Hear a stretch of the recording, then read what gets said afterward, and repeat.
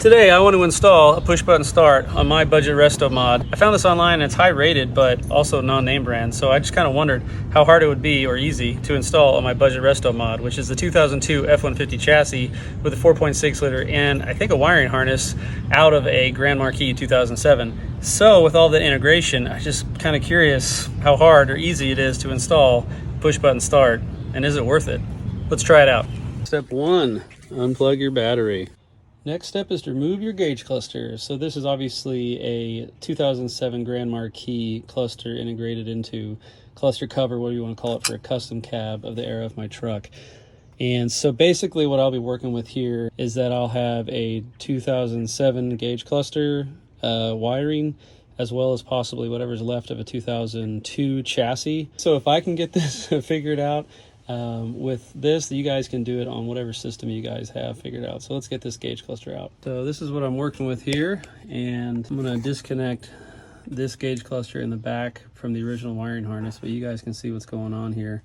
I think what I'm going to do is grab, so this is my ignition, just basic universal key ignition, and I'm going to utilize what they did to this on the back to go ahead and try to hook up my keyless push start through this. And it's supposed to have ignition 1, ignition 2, ACC, probably even 2 of those, a start, ground.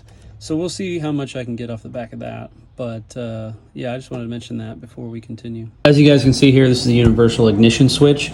You can see ACC, battery, and ignition 1. I'll show you a diagram of the ignition switch. So next I'm going to try to pretty up some of the wires that we have. I do highly recommend that you guys do this just if you have a rat's nest like I do in the back behind your dash. So this right here is what your key fob connects to, which are these right here. And basically it says to try not to put it too near any metal. I just want to explain real quick. When I installed this video, I didn't understand how important it was, but the little ring that I'm talking about right there, you actually have to put it somewhere. Think of it as like a security thing of where you take your little blue key fob thing and put it on like right near that ring. That's sort of a downfall, I think, of this unit, but just to give you guys a hint that you just can't put it somewhere in the back. It needs to be really close, so you have to put your key fob near it. So wherever or whatever you install that in, just keep that in mind. Hey guys, just wanted to explain what I'm doing here. It's a little bit easier to do it this way. Off of the box, you'll have these 2 wires coming off here next to the big wires. They're just real small. One you don't use, the other one is blue and white.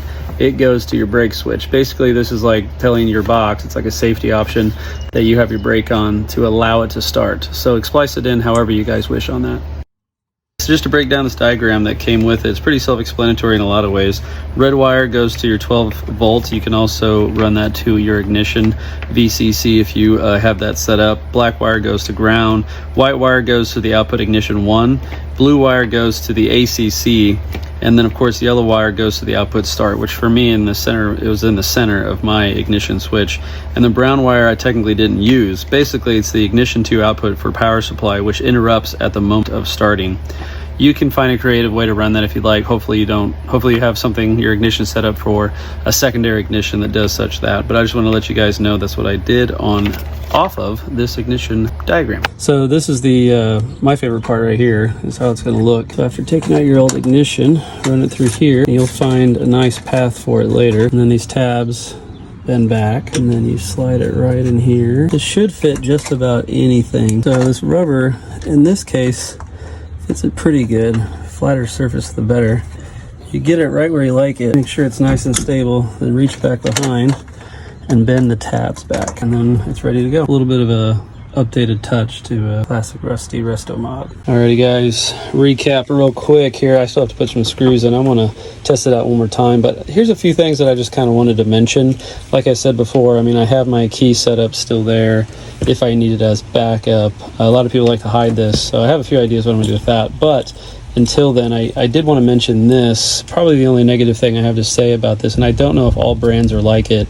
One, this is ugly, but I'm going to get a little like leather pouch or something for it, but you have to be really close to that ring that I showed you. Okay, so now that it's all installed, I just want to show you how it all works. You can hear that beeping. That means the key fob is near the ring and it's happy. It's letting you know that it is ready to go.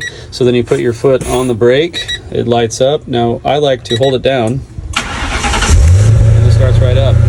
And then of course, you know, I have EFI, so I don't necessarily have to have that, but it does have the option, brake on, shut it off. I like that it does have the option where I can put brake on and just tap it once. So really it's up to you. I feel like, you know, maybe if you have a throttle body or picky EFI system or something like that, you can utilize both. And I like the fact that it has a hold down option, because when I'd like to install this on my black truck, my 68, where I have a carburetor, where I can just hit the gas a few times, put on the brake, hold down the button, start it up, and try that a couple of times. So I really, really like that. And then of course, after you shut it off and your brake's off, it shuts off. And then after I think about a minute, there it is, you'll hear that beep. And that tells you that it is now disarmed. And then now it's saying, hey, we're ready to go, because the key fob's still there. So it's a really cool system, very simple, a lot simpler than I thought, and was a lot easier to install. So I hope this was informational for you guys.